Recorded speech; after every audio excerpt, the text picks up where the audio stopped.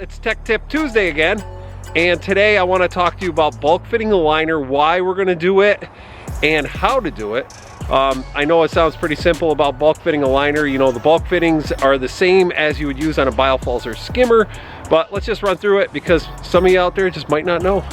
Okay, so we're feeding this whole upper waterfall with 1 9PL, and what I want to do is use a 3-inch pipe with no restrictions. So basically I'm going to bulk fit the liner and let it just kind of rip through here. I don't want to use a spillway because I don't want to have like this point of origin on this upper part. I want it to more pool up and then go over this waterfall and then a waterfall on the other side of the urn. So what I start with is I actually take this 3-inch bulk fitting because I'm going to be using 3-inch pipe with no restriction. So I traced out the hole right there for the 3-inch bulk fitting. Right there is where my hole is already. Right down in here. It's a little wrinkled so it looks oblong, but it's not. And then what I'm going to do is I'm going to use a piece of seam tape to reinforce the liner on both sides. So if you're in a pinch and you don't have any rags around and you're on a job and you don't want to run out and get them, you know, just find a nice clean piece of underlayment. This is actually the primer that we're going to use, and it's a seam tape primer right from Firestone. It's Firestone liner and Firestone seam tape. So what I want to do is, I've already dusted this off. I just want to take and be very liberal with the amount of primer that I'm going to use for that patch area. I'm calling it a patch, but really I'm using this as reinforcement because I made the hole. The hole didn't happen by accident. So what we're going to do is we're going to let that tack up for a minute. I've already pre-cut a piece of seam tape that I know that this 3-inch bulk fitting will fit on. And because I already have my hole, I know where that's supposed to be. So what we're going to do is start putting that on right here down below. So I'm going to get that a little situated there. I don't want any wrinkles in there. So, oh, I almost caused one.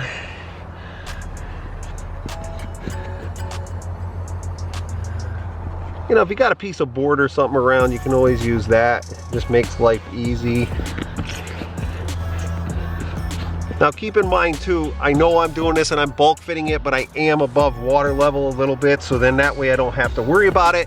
And basically what I did is I set the laser for my wear stone where the waterfall is going to come over, and then I raised it 3 inches to 4 inches just to make sure I got a little buffer, and then that's where I made my hole. So now that I have this piece of seam tape on this side, what I'm going to do is come back over here. And now that I already have that pre-cut hole, I'm gonna actually just take my knife, cut that out, clean up the backside, and then put another piece of seam tape on there before I do the bulk fitting.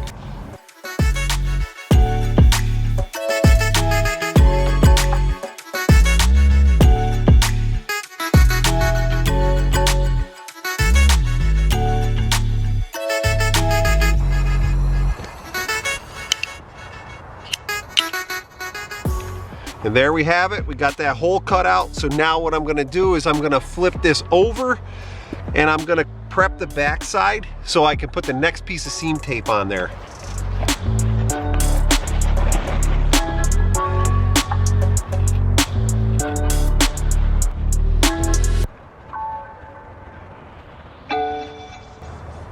Your hands do get a little sticky. If you're worried about that, you can always use gloves. I'm not a big proponent of gloves.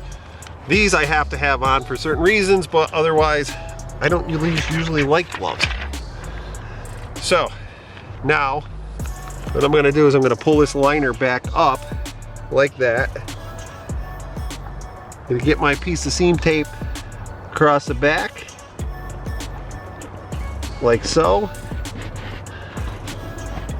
You know, I'm pressing that all together just to make sure. Now I got that hole cut in this just a little bit small. It's a little weird shaped. I know you're not going to get it perfectly round. If you want to take the time, I suppose you could. But right here, like I said, this is just reinforcement. That liner probably is strong enough, but I don't trust it over time. I really want to make sure that during our freeze-thaw cycle that this bulk fitting does not ever move.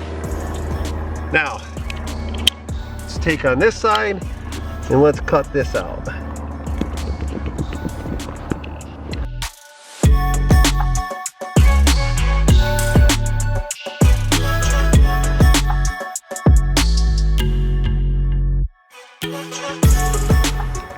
And there we have it. So on some of our previous videos, we showed you where the rubber washer should go. On a 3-inch bulk fitting, it doesn't have 2 washers. It has one rubber one, which goes on the water side, which is gonna be over here. And then the lock nut on this is extra wide to create its own washer. So right now what I'm gonna do is I'm gonna get that in there.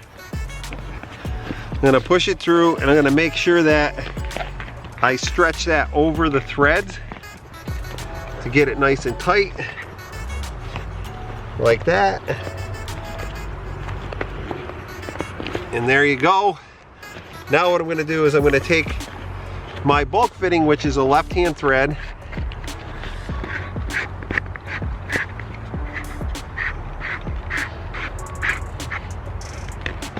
and I'm gonna tighten that down. Now, I'm gonna have to go and grab my water pump pliers out of my toolbox and tighten that up a little further, but that is a bulk fitting through the liner.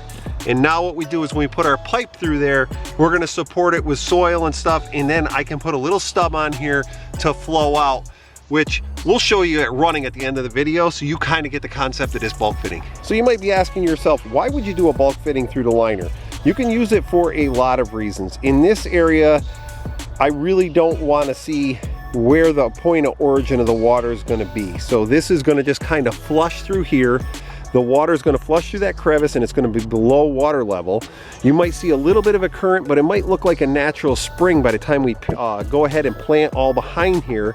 The other times you can use a bulk fitting through the liner is if you're doing a pondless waterfall, you want a clean transition, you don't want the pipe to come up over the liner. So this is a good application for just about anything where you want to hide that pipe. Now on the back side here, I don't want to see that pipe. I didn't want that pipe to come up over the liner and have to deal with hiding that. So I'm going to have a nice clean transition on the bottom of here. Water's going to flush right out through that crevice, go towards the waterfall area and the urn, because I want to fill that whole back area. Now that's quite a big area to fill, and I didn't want to use a spillways because I didn't want to restrict that 9 PL. I know they're rated for that, but from experience, I just wanted to have that full 3-inch rushing right through there with no restrictions at all. If you like this sort of thing, please hit the subscribe button, hit the bell, whatever you got to do to get notified, because we got more to come. Thank you for watching. We'll see you all soon.